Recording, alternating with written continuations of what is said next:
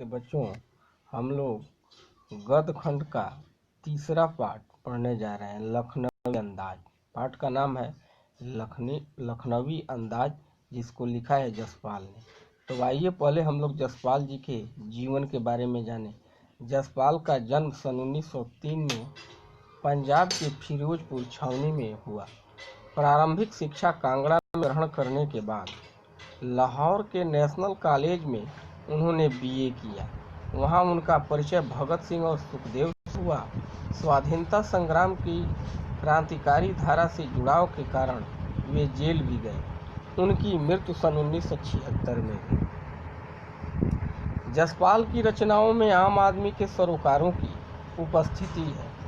वे यथार्थवादी शैली के विशिष्ट रचनाकार हैं। सामाजिक विषमता, राजनैतिक पाखंड और रूढ़ियों के खिलाफ उनकी रचनाएं प्रमुख हैं। उनके कहानी संग्रहों में ज्ञानदान, तर्क का तूफान, पिंजरे की उड़ान व दूलिया, फूलों का कुर्ता उल्लेखनीय है।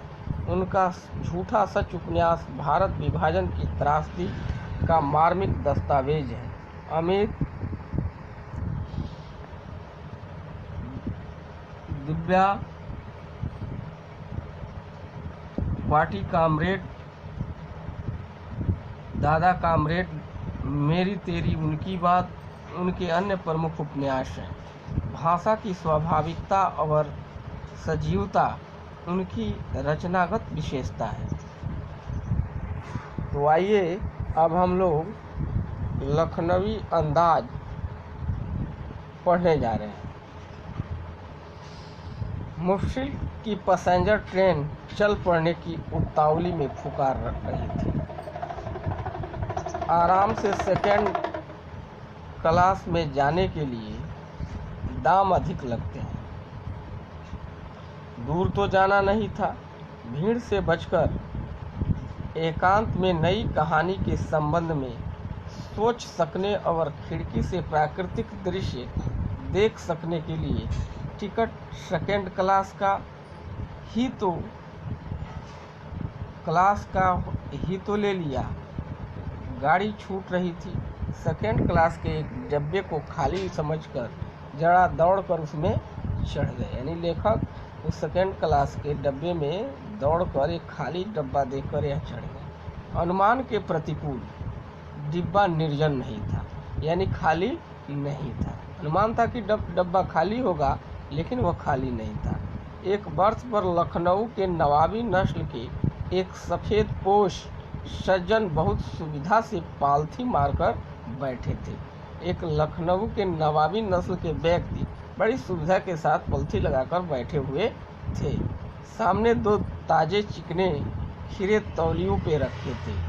डिब्बे में हमारे सहसा अचानक कूद जाने से सज्जन की आंखों में एकांत चिंतन में विघ्न का असंतोष दिखाई दिया। सोचा, हो सकता है यह भी कहानी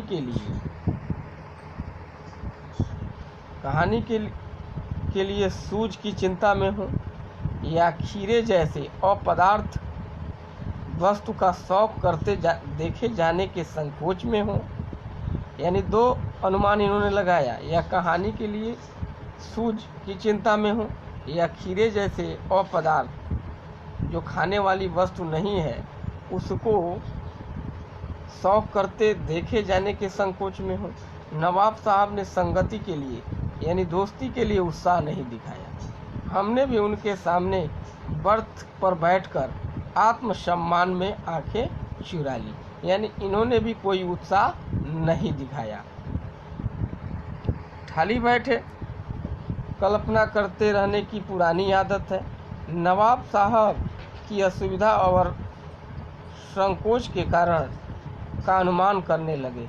संभव है नवाब साहब ने बिल्कुल अकेले यात्रा कर सकने के अनुमान से किफ़ायत के विचार से सेकंड क्लास का टिकट खरीद लिया, और अब गंवारा न हो कि शहर का कोई सफ़ेद पोश उन्हें मजले दर्जे में सफ़र करता देखे। अकेले सफ़र का वक्त काटने के लिए ही खीरे खरीदे होंगे, और अब किसी सफ़ेद पोश के सामने खीरा कैसे खाएं। यानी इस कारण वह संगति नहीं दिखा रहे थे। लेखक का अनुमान था। हम कनखियों से नवाब साहब की ओर देख रहे थे। नवाब साहब कुछ देर गाड़ी की खिड़की से बाहर देखकर स्थिति पर गौर करते रहे। ओह, नवाब साहब ने सहसा अचानक हमें संबोधन किया। अदाब जनाब, खीरे का शौक फरमाइएगा, यानी खीरा खाइएगा। नवाब साहब का सहसा भाव परिवर्तन अच्छा नहीं लगा। भाप लिया आप शराफत का गुमान बनाए रखने के लिए हमें भी मामूली लोगों की हरकत में लथेड़ लेना चाहते हैं। जवाब दिया, शुक्रिया किबला, शौक फरमाइए। और हमने जवाब दे दिया कि शुक्रिया, आप ही शौक फरमाइए इसको। नवाब साहब ने फिर एक पल खिड़की से बाहर देखकर गौर किया और दृढ़ निश्चय से खीरे को नीचे रखा,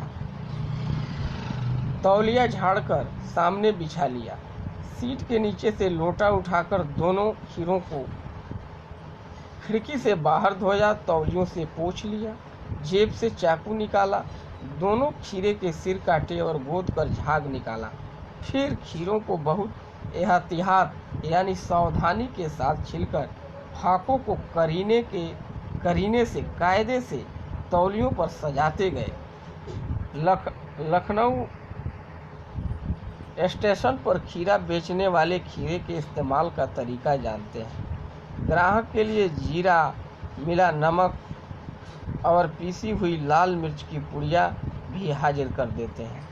नवाब साहब ने बहुत करीने से खीरे के फाकों को जीरा, मिर्च, नमक, लाल मिर्च की सुर्खी बुरुक दी और उनकी प्रत्येक भावभंगिमा और जबड़ों का स्फुरण से स्पष्ट था कि उस प्रक्रिया में उनके मुख से रसवादन की कल्पना पल्लावित हो रहा था।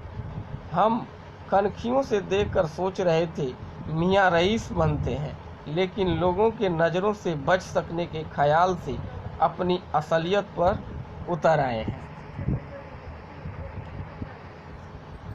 नवाब साहब ने फिर एक बार हमारी ओर देख लिया। बल्ला, शौक कीजिए, लखनऊ का बालम खीरा है।